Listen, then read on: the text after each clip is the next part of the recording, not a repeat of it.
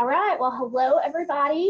This is Paula. I know that there are several people joining us that may be outside the network, so welcome to you all as well. So it's exciting for us to be able to spend a few minutes together today to look at the results of our parent involvement survey. I want to start by saying thank you to all of you for the work that you put in with your own regions and with your districts that were selected to make sure that we got the response that we did. So thank you so much for that. This is one of our last functions as the Parent Coordination Network, and we have had the privilege to be able to work with the Gibson Consulting team for the past, I think, 3 years. And we are here to hear from them today. So I'm going to turn it over to Jill at this time. Jill, will you introduce your crew? Perfect. Thank you, Paula. So as Paula said, my name is Jill Carley. I work with Gibson Consulting, who's coordinated the Texas Parent Involvement Survey for Region 9 ESC and TEA for the last 4 years. I'll be presenting today with Dr. Batya Elbaum from the University of Miami, who has immeasurable experience in the field of special education research and survey measurement, and consults with several states, including her own state of Florida, in analyzing and interpreting parent involvement data. And first of all, I wanted to start off with a big thanks to Paula and to Cindy Moses at Region 9, as well as Janelle Peralta and Danielle Licona at TEA for helping us coordinate the statewide survey effort. Also, while Batya and I are the ones that are presenting today, the 2019 Parent Involvement Survey was the hard work of a team of researchers who reached out to districts, fielded hundreds of parent calls, cleaned and compiled survey data, and analyzed all of the data that we received. So a big thank you to our whole team that made this webinar and the survey results that you'll see today possible.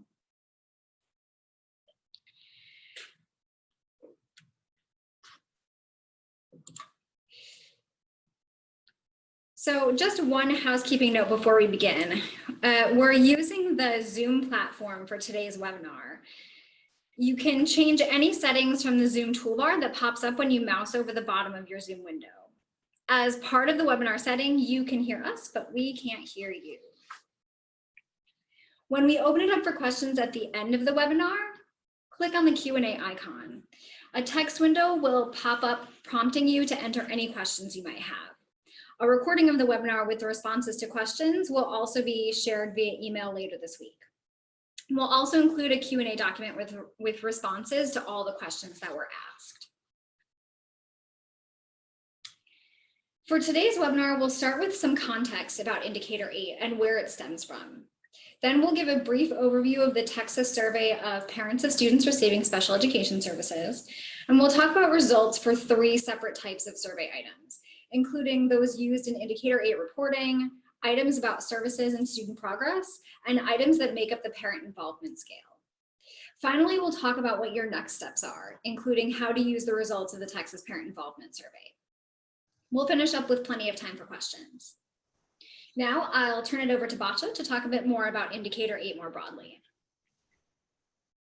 Hello, everyone. I hope you can hear me well. I'm going first to present some information on the context of this particular indicator. And I'm sure many of you are familiar with the information that I'm going to present, but I hope that by having it all located in one place, that it may also help you to provide this background to any of your constituencies for whom you think it would be useful. So first of all, following the reauthorization of the Individuals with Disabilities Education Improvement Act, which we refer to as IDEA, and that was in 2004, state educational agencies were required to create what has been called the State Performance Plan, abbreviated SPP, showing how the state would measure key aspects of its implementation of the law. And the Office of Special Education Programs under the U.S. Department of Education, which exercises oversight over states' implementation of IDEA, established 20 performance indicators, and that was later reduced to 17, on which states had to report their performance each year in what is called the Annual Performance Report. That's the APR. So an important thing to know about the SPP APR, which if you work at the district level or the regional level, you do know, is that the data must be reported annually and publicly, not just at the state level, but at the district level as well.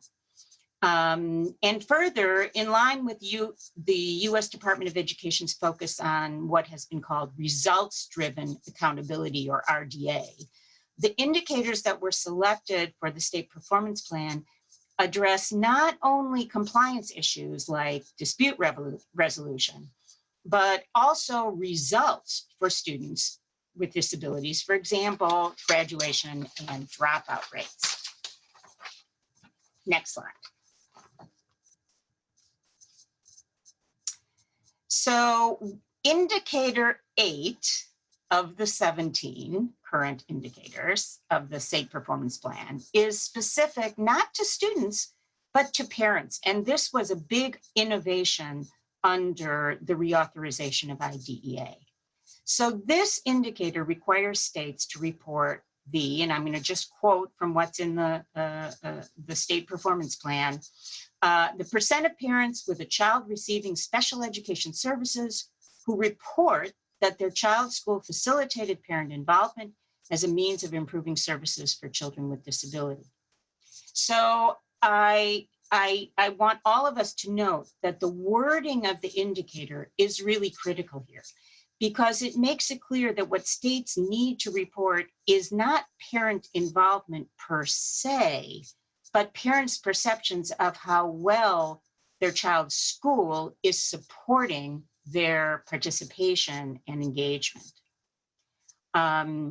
So the focus of today's webinar is on how the state of Texas collects, reports, and makes use of the data from this indicator of the state performance plan. Next slide. So given that the indicator has to do with facilitation of parent involvement, we first really need to unpack what it means to facilitate parent involvement.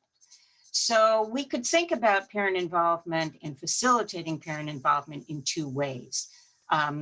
First, there are the ways that are prescribed by federal law and involve certain specific actions that schools need to take vis-a-vis parents. But beyond that, there are many recommended practices that support effective family-school collaborations. And this indicator really embraces both of those aspects. Next slide. So we're going to start not with special education, but with education writ large and the requirements of the Every Student Succeeds Act, which I'm sure all of you are familiar with. We call it ESSA. It was authorized in 2015 as the successor to the No Child Left Behind Act, of 2002. And the updated legislation actually includes quite a few new requirements for schools receiving Title I funds. So if you could go to the next slide. So under ESSA, there is actually a requirement that states disburse 1% of their Title I funds on activities related to parents. I'll mention a few of those in just a minute. So another innovation of ESSA is that the language has morphed from parent involvement to parent engagement, which I think nationally has gotten more play and appears to be the preferred term, alternating with parent participation. Also under ESSA, schools have to establish a parent advisory board, that, of course, could extend to parents of students with disabilities as well.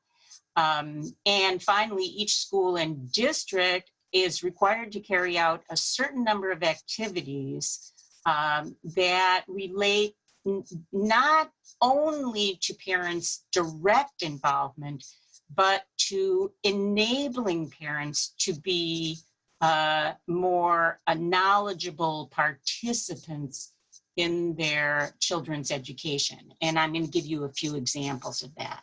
So, for example, some activities that are required under ESSA are the requirement to provide assistance to parents in understanding topics like state academic standards, assessments, how to monitor a child's progress. Another requirement is to provide materials and training to help parents work with their children to improve their children's academic achievement, and providing information to parents in a language that the parent understands. So all of those are required aspects of Title I under ESSA. And then there are activities that districts may implement. They aren't required, but they certainly facilitate parent involvement. And those are things like involving parents in the development of training for school personnel, or providing literacy training for parents, which of course is a very general skill that doesn't apply only to parents' engagement with their children's and supporting their children's academic achievement, but certainly could contribute to that. And covering reasonable, what's called reasonable and necessary expenses associated with parent involvement or parent engagement activities to enable parents to participate in meetings and trainings that without such assistance, they couldn't participate in. Okay, next slide. So now we're going to move to the requirements that are specific to services for students who receive special education services under IDEA. And I'm guessing that all of you who are on this webinar are familiar with all of these, but here they are, just to have them located all in one place. We're required to communicate with parents in terms of written prior notice of IEP meetings. You call them RDA meetings. We're required to provide the procedural safeguards. We need to engage parents in decision-making and planning. We need to obtain their consent for eligibility. We need them to participate in IEP meetings and so forth. We have to give them the ability to access their child's academic records. And we also need to involve those parents on a state advisory panel, which may take different names in different states, but fulfills the same function of providing input on some policy level as well as implementation of IDEA. Okay, next slide. So beyond these legislative requirements and recommendations, there are many best practices which have been described both in the research literature and coming out of parent support organizations. And those bodies have emphasized several different ways that schools and districts can support parents' engagement. So these might include ensuring that parents know their rights, which goes way beyond giving parents a copy of the procedural safeguards, which may be a 20-page document. Even if it's in a language the parent understands, it may be legalistic and require some unpacking and translation from the parent's point of view. We need to ensure that parents participate meaningfully in the child's ARD meeting, as you would call it. And meaningful participation really goes beyond being present at the meeting. We now, I think, have wide agreement that in order to have an effective voice, parents need to have the knowledge necessary to co-evaluate different options for their child, and they need to feel empowered to express their views, even when they're in a room filled with educational professionals. So we need to provide parents with updates on their child's academic progress. That parallels what we need to do for all children, of course. And we need to request and respect parents' input in evaluating whether the services we're providing are effective. So we hope that parents are able to express concerns without fear of negative consequences, and that they receive communications from their child's school that support the school's position to the extent it may differ from the parents. Okay, next slide. So now I'll say a few words about the practicalities of data collection and reporting under this indicator.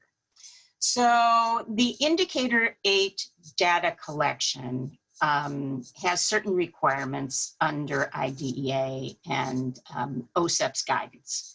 So first of all, under the state performance plan, the data have to be collected and the results reported annually. And because data must come from parents, all the states in the United States and the territories have elected to use some form of survey methodology. But beyond that, states were given a great deal of discretion to design their survey tool, to use either a population approach or a sampling approach, and to decide what score or level of agreement counts as meeting the standard of the indicator. So I'll just say that initially, over half of all the states and territories adopted the same survey tool. This was a tool developed by a technical assistance center called the National Center for Special Education Accountability Monitoring. That's a mouthful. We have used the moniker NCSEAM to designate that center. And that center's work produced an item bank of many, many different items that could be used in state surveys, and also a recommended subset of those items. So as of last year, approximately 30 states were using items from NCSEAM's work. A little more than half were using a state-developed survey, and others either adapted the available items or another tool. So the NCSEAM items were not initially used in Texas, but a set of them has now been included for the last 2 years, and I'm going to talk about them a little bit more. So here are the decisions that Texas made for its Indicator 8 data collection and reporting. The state decided to use 7 items for Indicator 8. They decided to use a sampling plan, which is true of some states, not all. They decided to use the percent of items that a parent agreed with as the score for Indicator 8 purposes. So just to give an example, if a parent agreed with 5 out of 7 items, you divide 5 by 7 and you get 71.4%. And then the average of the parent scores was used as the indicator percent reported in the state's APR. So if the average score for parents at the state level was 80%, then that was the score for the state. You recall I said that these results are also reported at the district level. So if the score for the district was 80.5, then that was reported at the district level in the state's public reporting. Okay.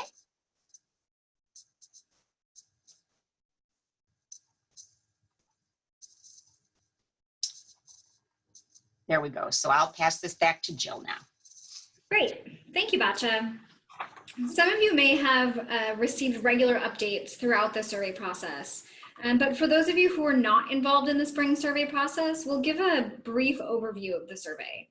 We'll also talk about the survey response rate and the responding sample, or who completed the survey this year.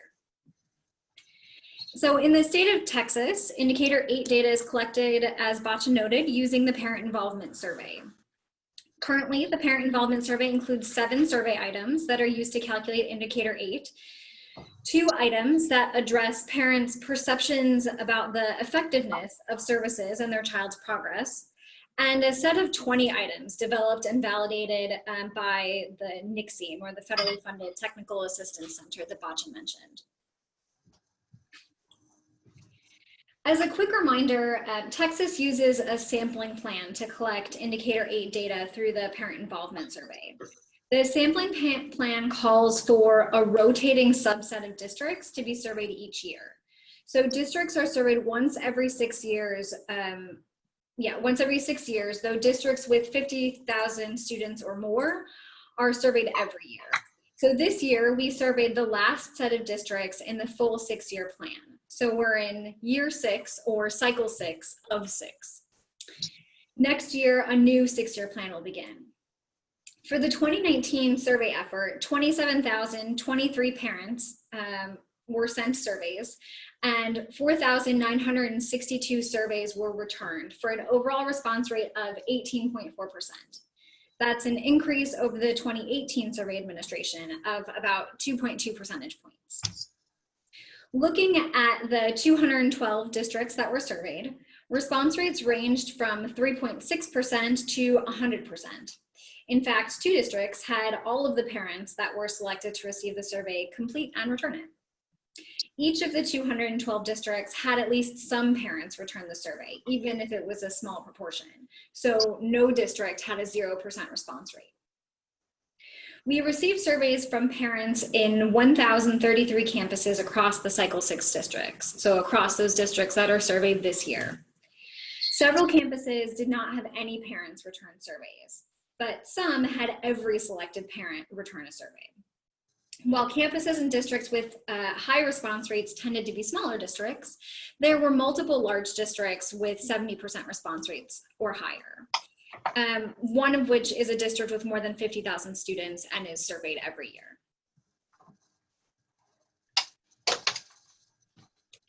Parents who responded to the survey were generally representative of parents of students receiving special education services across the state.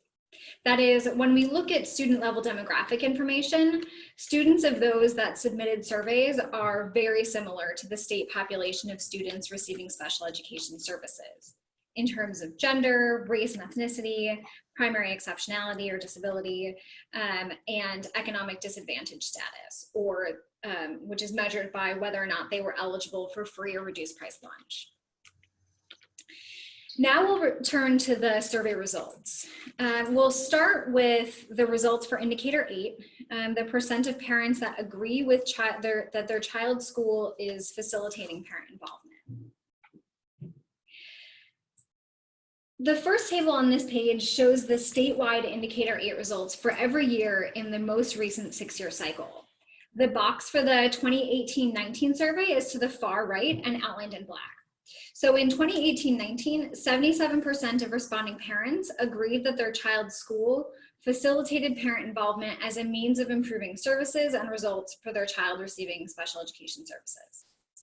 Starting in 2013-14, the percentage of parents of students receiving special education services who agreed that their child's school facilitated parent involvement decreased sort of incrementally from 81% in 2013-14 to 76% in 2017-18, but has seen a slight increase in 2018-19 from 76% to 77%. Next year's results will hopefully help us determine if this is the start of an upward trend or if it's just kind of sitting at the mean there. The second table shows the Indicator 8 score for the districts that are included in the survey effort every year. As I noted before, there are 18 districts that have 50,000 or more students that are surveyed every year. So that includes ISDs in Houston, Dallas, El Paso, and San Antonio, among others. While the percent of parents that agree their child's school facilitates parent involvement was the same as the statewide percentage in 2016-17 and 17-18, it was roughly 3 percentage points lower than the statewide score in both 2015-16 and 2018-19. So you can see that there's a little bit of a difference in those 2 years between the statewide score and the 18 large district score. Note that we don't actually have the data to calculate this for 2013-14 and 2014-15 as of right now. Oh, that ended up a little bit blurry, but for context, this table shows national trends in the percent of parents of students receiving special education services who agree that their child's school facilitates parent involvement. The most recent year available is 2016-17. So the top row shows the mean of the data reported from 60 state entities. So that's 50 states and 10 other reporting entities, including the District of Columbia. On average, in 2016-17, 76% of parents of students receiving special education services nationwide agreed that their child's school facilitated parent involvement. The same year, roughly the same portion of Texas parents said the same, about 78%.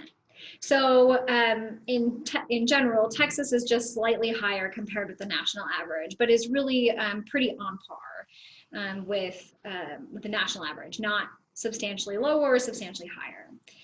It's also important to note that these tables don't consider differences in the way that the survey is designed or that the survey kind of sampling or methodology are designed. It just takes all of the numbers that are reported at the national level and finds the average. So we've talked about the overall indicator 8 score. Now we'll get into a bit more detail about the questions that are included as part of indicator 8. To do this, we'll turn to our statewide PDF report, which you should have all received from Paula last week, I think. We'll walk through the statewide report along with the district example so that when district folks have questions about the reports, you can feel confident in assisting them. So as you may know, this is what the front page of the statewide PDF report looks like.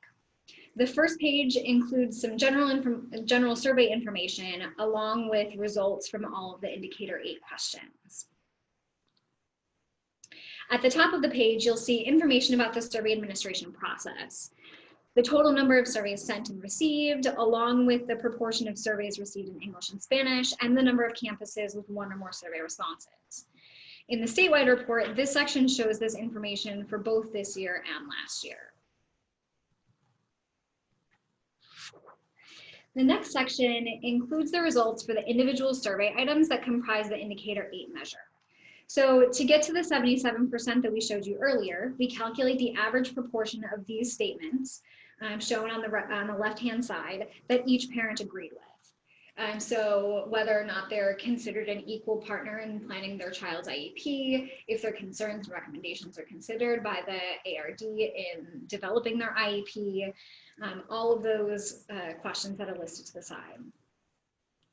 The yellow color, so if you look at the very top, there are 2 bubbles, one that's yellow, one that's blue. The yellow color shows the 2018-19 results, while the blue shows the 2017-18 results. So for nearly every survey item, there's virtually no difference between 2018-19 and 2017-18. So between this year and last year, the circles overlap almost entirely. There's a relatively small difference on that second to last item. The percent of parents of students that are 14 and older who agree that their child's school provides them with information on agencies that can assist their child in planning for life after high school. This difference is roughly 4 percentage points. It was 76% in 2017-18 and 80% in 2018-19. The final figure on the front page of the statewide PDF report illustrates the overall indicator 8 percentage along with the distribution of scores across districts. Along the bottom, it goes from 0 to 100, indicating the indicator 8 percentage, that percent of parents agreeing that their child's school facilitated parent involvement. The green bar, the kind of vertical green bar, shows the 2018-19 statewide indicator 8 percentage of 77%. The blue bar, just to the left of it, shows the 2017-18 indicator 8 score. So you can see last year and this year. And then the orange bar shows the state target of 81%. The state sets an annual target that they hope to achieve and the percent of parents that agree. So in addition to reminding us of those scores, that 77% for this year, 76% for last year, this figure illustrates where those statewide percentages fall among all of the districts that participated in the survey this year. Behind the green, orange, and blue bars, you'll see kind of a light gray distribution. The height of the distribution indicates the proportion of districts that had a certain indicator 8 percentage. So for example, just over 15% of districts had an indicator 8 score that exactly matched the statewide 77%. Though many districts had indicator 8 percentages either just above or just below the statewide average, which is where you see kind of the top of the hill there, the top of the distribution. And then very few districts had indicator 8 scores or indicator 8 percentages that were below 40%. So you can see it just like tapers off quite a bit there at the bottom end. So we've walked through the statewide report, but I just want to point out one key difference in the district report so that when you talk with district folks, that you kind of understand what the differences between the two reports are. The district reports don't include comparisons to prior years, since most districts have not participated in the survey in the last 5 years. Remember that for most of the districts in Texas, they're surveyed once every 6 years. So we don't necessarily have the data to compare them to, or even if we go back to the last time that they were surveyed, it's essentially 6-year-old data, which is not terribly helpful. So district reports compare district results with statewide results. So they'll be able to see where they are in comparison to the state. So in this case, we have the Austin ISD Austin ISD district report next to the statewide indicator 8 results. Next, we'll talk briefly about the survey items related to services and student progress. Statewide, nearly 90% of parents agreed that they were satisfied with their child's progress toward their IEP goals, and that they believe their child is receiving the special education services that he or she needs. This is nearly the exact same proportion of parents who said the same in 2017-18, as shown in the overlapping circles. As I noted earlier, all of the district reports will show the district percentage compared to the statewide percentage. In this case, the distance between the circles shows that parents of students in Austin ISD agreed that they were satisfied with their child's progress at a somewhat lower rate than the statewide percentage. This difference is a bit larger when Austin ISD parents of students receiving special education services were asked whether their child is receiving the services that he or she needs. So roughly 87% of parents agreed with this statewide compared to 78% of parents in Austin ISD. Now I'll turn it over to Batya to walk through the parent involvement scale results. Thank you, Jill. So we're displaying this screenshot from your statewide report. It will look very similar, but with different percentages for each district report. Because what I'm going to talk about is how we get from the item level responses to those percentages that you see in your version of this display. And what I'm also going to try to do is describe the utility of an actual scale, which we have now included in the Texas survey, as opposed to kind of a motley collection of items in order to show you the way that you can use these additional items for program improvement purposes. So if you go to the next slide, what we're calling the parent involvement scale is the set of items that was selected from the item bank created by Nixing, which I referenced earlier, that was selected by a Texas statewide stakeholder group for inclusion in the parent survey. These 20 items address different ways that schools can facilitate parent involvement. And as you've likely seen from looking at the report, these items include both activities that are required under IDEA and that are best practices, such as I described earlier. And together, these 20 items form a scale that helps summarize the extent to which parents perceive that schools are facilitating their involvement. So, next slide. So a scale, what we're calling a scale, as opposed to a simple survey or collection of items, is useful to the extent that it measures something, meaning that it lets us define what is a greater or lesser amount of something, in this case, school facilitation of parent involvement. So I'm going to describe now how this applies to the parent involvement scale. So parents' responses to the items tell us that there are some items that are easier to agree with and other items that are harder to agree with. And when we find this agreeability order of the items to be similar for all or virtually all parents, that's a sign that the scale is appropriate and effective to be used for measurement purposes. So we can use a parent's responses to the items also to identify where each parent falls on the measurement scale. We call the parent's location on the scale their scale score, but I don't want you to be daunted by the technical terminology. I'm going to try to describe this in a more intuitive way to give you a feel for what the measurement process involves. So, next slide. So first I'm going to give you a visual analogy for what I'm calling a scale. So since we know where each item falls in terms of how agreeable it is, we can use the item's agreeability levels to mark their locations on our scale like mile markers on a highway. So you are probably familiar with this map. I don't know if you've ever seen it displayed in quite this way. But what you see are mile markers, which would be relevant to some folks who would be driving through Texas, going from west to east. So let's imagine that these friends of ours or family members are driving. If they call or text us from El Paso and we know they're going eastward, then we know they made it into the state.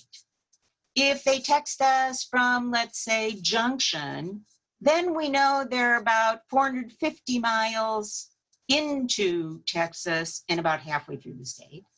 And if they text us from Beaumont, let's say, we know that they've made it almost clear across the state. Okay? So, next slide. So, you can think about survey items as marking off locations on the parent involvement scale in the same way that mile markers indicate distance traversed when going, let's say, from the western edge of Texas to the eastern edge. So if parents disagree with the item that ARD meetings are scheduled at a convenient time and place, which is a highly agreeable item in general, then we know that they basically haven't even made it into Texas yet. Now, if they agree with that first item, then we know at least that they've made it into Texas, and we have to ask some additional items to know how much further into the state they've gone. So, not to belabor the point, but if they agree with the item that's just placed just below Houston, which is soon after my child turned 14, the school explained how they would help me plan for my child's transition. If they agree with what I'll call the Houston item, then we know, or we can infer, that they actually made it through El Paso and Fort Stockton and Junction and San Antonio, like they've come all that way, and we know where they are. We also know what other markers they have traversed.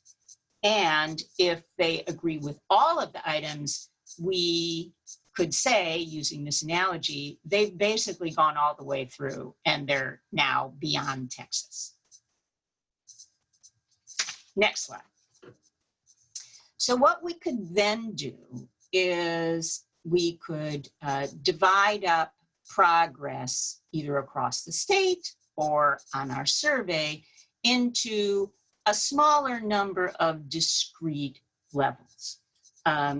So again, if we're calling level 0, this would be folks who disagree with our easiest to agree with item, the one that almost all parents agree with, but there are some parents who disagree even with that item. Then those are the folks who, by our analogy, haven't even made it into the state yet. And we can design these levels that are anchored to achievement of some level of agreement with the associated items, all the way up to level 4, where we have parents who agree strongly with all of the items. They have flown through the state and they're on their way to Florida or wherever they go. Next slide. So I'm going to give just one more example for those of you who might want a more quantitative example. And this is a simple math test. So it doesn't involve actual computation. It just involves rating one's likelihood of being able to solve the problem without using a calculator. And here are the response choices. And you'll see that these correspond somewhat to the response choices on the survey, which go from strongly disagree, very strongly disagree to very strongly agree. Here we have 1, no way, I can't do that, no way, all the way up to yes, absolutely, easy peasy, I can do that problem, okay? And here are the problems. You can look at them, and I think we'll all agree that they go from easy to harder to very hard. So they are in the order of difficulty that is the same order across anyone who might access this very short assessment, right? And so we're not going to ask you, but you can certainly rate yourselves along with me. I'm going to give you my responses as an illustration. So here we have simple addition.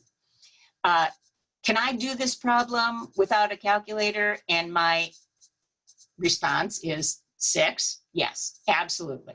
No problem. Then multiplication. Can I do this without a computer? Yes. I'm going to give myself a 6. Absolutely.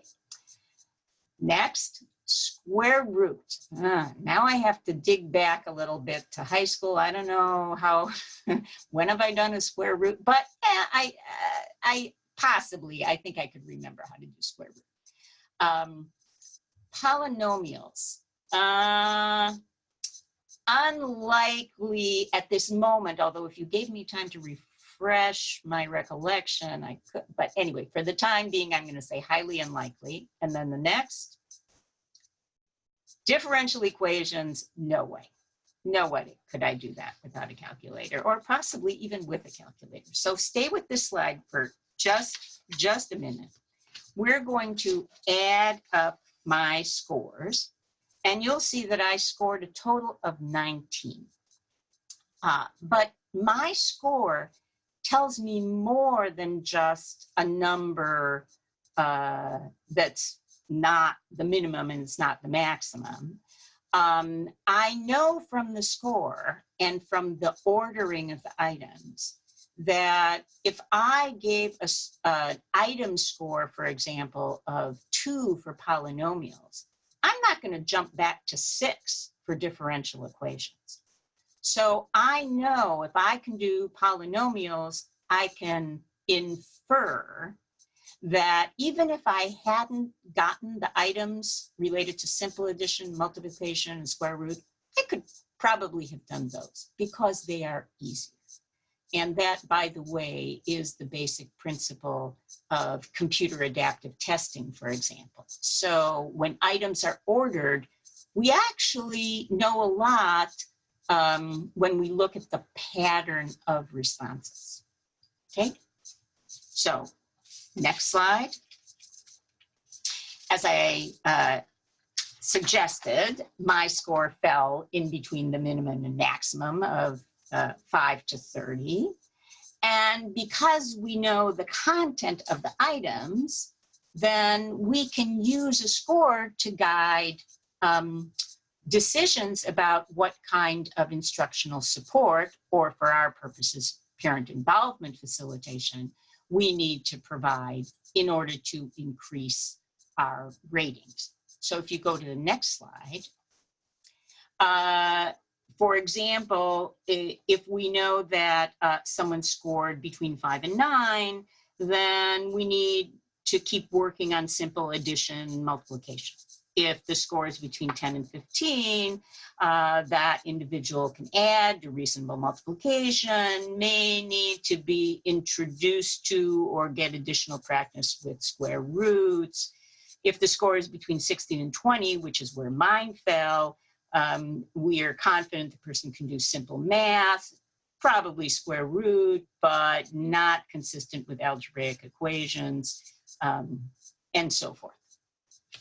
So now we're going to apply the same principle to the items on the parent involvement survey.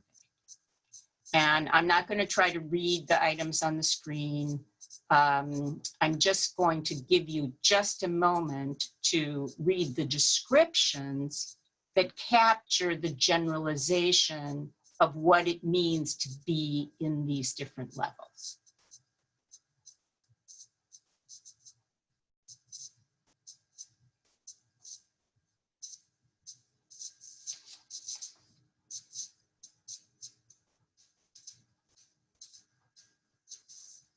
Okay, I think we can go to the next slide. So these are the takeaways that I hope you've taken away from the preceding conversation. That first of all, parents display a range of scores. So we can calculate the percent of parents at each level, both for the state as a whole and for each district. And this is what you'll see in the report for your individual districts. Also, districts differ in the percent of parents that are at different score levels. So we don't have the same distribution across each district. And we think it's helpful for each district to understand its own distribution of scores. Even districts that have a high percentage of parents at the highest level have some parents at the lower level and vice versa. But where the bulk of the parents are, that can help us select appropriate targets and develop improvement plans, because those would be the items that if we understand how to improve on those items, we are likely to get the greatest improvement in terms of effort expended. And I'll turn it back to you. Great, thank you, Batya. So now Paula is going to talk briefly about what to expect now that you all have your region and district reports in hand, and how to go about reaching out to districts to share this information and support them in using and understanding their survey results. Okay, so our plan is very much the same as it was for last year, but I'm going to go through that really quickly because I know we had some change of personnel within the network this past year. The expectation is that you guys, as the network representative in your region, are going to make contact with these people.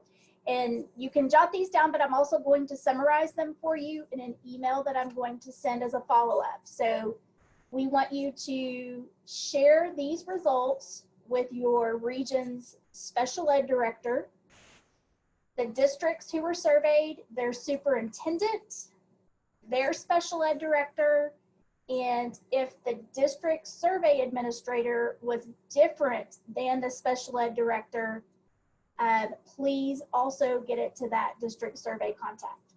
So regional SPED directors, district SPED directors, superintendents, and the district survey contacts.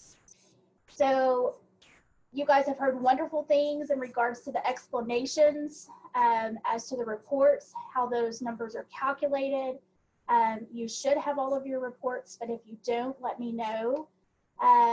Traditionally in the past, you've received an administrator letter that you can include with that particular district's report. That will be coming as well here pretty quickly with the follow-up email to this webinar. The things that we want you to send will be first the administrator letter. We also want you to send the district results. You can send the region results if you want to, but we want the district results and the state results in addition to the final report. Okay, the executive summary is going to be included in the administrator letter. So if you're good sending that and people ask you for the final report and you want to follow up that way, that's okay too, but we'll go ahead and encourage you to send it anyway just for that reference. That report is also going to be uploaded to the texasparent.org website. That site is going to continue to remain up probably through December. So that will be a follow-up for you guys if you're missing it electronically, but you can always email me for that as well. We are asking you to make all of those contacts by Friday, October the 4th. That is about 6 weeks to make sure that all of those contacts are made. This is really important. We absolutely don't want to just do the survey to check a box. I know as a network, we've had the conversation about how can we be better about getting this information out and then taking the next step of making sure that districts have the tools that they need in the areas where they note that they need to make improvement. So also this year, you will receive here as a follow-up a resource file. We have talked about this amongst the network probably the last few months, but this is going to be a document that goes through each one of the indicator items, and it's going to connect you to a particular online resource. And these are coming to you guys and not being distributed as part of the survey because a lot of these links go to our old network system. So as the new networks begin to emerge and there are new websites and there are new connections for these documents, you are going to find that a lot of these links are going to become broken, and you're going to have to go in and either look for the new file. I will try to keep this as up to date as I can so that we can share. But that's the reason that we're not distributing it this year with the results, because there is going to be so much turnover, and we did not want to put out a document that was going to be moot in, probably six weeks or so.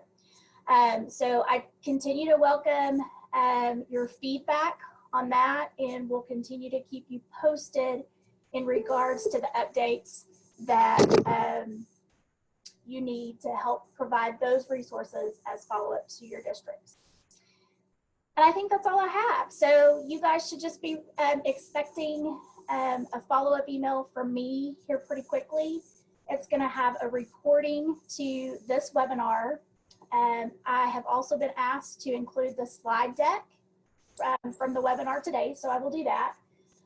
It will also have your administrator letter and the resource file document. So if you need more than that, let me know and we will go from there. Again, that deadline we want you to make all of these contacts by is October the 4th. And as we start moving into the School Family Community Engagement Network, we're all going to receive further instruction at that point as to next steps. So thank you. Great, thank you, Paula. So in addition to the resources document that Paula will be providing you all with, we've added a few additional resources that may be helpful just from a reporting standpoint on our end. So this slide here includes a link to last year's full report on the Texas Parent Involvement Survey, along with links to national and state reporting to OSEP related to Indicator 8. And so you all will receive, you don't have to like furiously scribble down the links or anything like that. Y'all will receive the slide deck along with the link to the webinar recording either later this week or early next week, and that'll include all of those resources as well. So thank you so much for your time and attention. Now we'll open it up for anybody that has questions. Dr. Elbaum, Paula Perkins, and I are all here to answer any questions that you might have. And remember to go to the Zoom toolbar on the bottom of your screen and click Q&A. And there you can type any questions you have in the response box that pops up. We'll read your questions out loud and then respond verbally. Again, just as a reminder, the webinar will be recorded and shared with you all via email. And of course, you're welcome to pass it on to any colleagues who weren't able to attend today.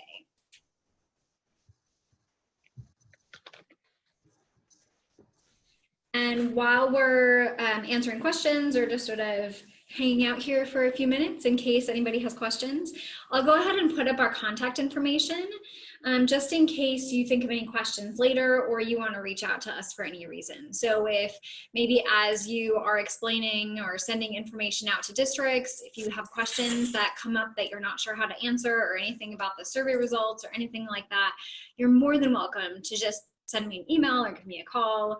And I'm happy to talk through any of those things with you. It looks like there's a question in the chat box that's actually for Paula that asks, says that she didn't get a report for all of her districts and asks if she should just email a list of who is needed. And the one thing that I just want to point out first is that there are some districts that you may not every district will have a district report. And part of that is because some districts were essentially are too small or did not have enough parents reply to the survey that we produced a report for them. So if they had fewer than 6 parents reply to the survey, they don't receive their own report. They get all included within a region is part of a masked districts report. So it could be that if you don't have a report for that district, that they are included as a masked district. So if you think that that you're missing a district, it is always helpful to check, and we're happy either Paula or I can help answer that question. But in some cases, particularly, like I said, with those small districts, they may just be incorporated as part of the those districts that weren't large enough to have full district reports.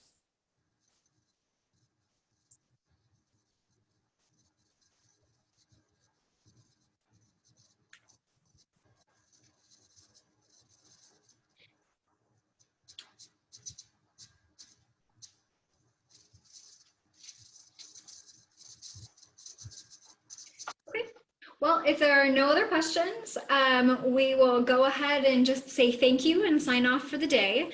But like I said, we'll go ahead and send around a recording of the webinar later this week. So you all will have all of the notes and all of the recording for your future efforts. So if you have any questions, you're more than welcome to reach out to us with the contact information that's provided here.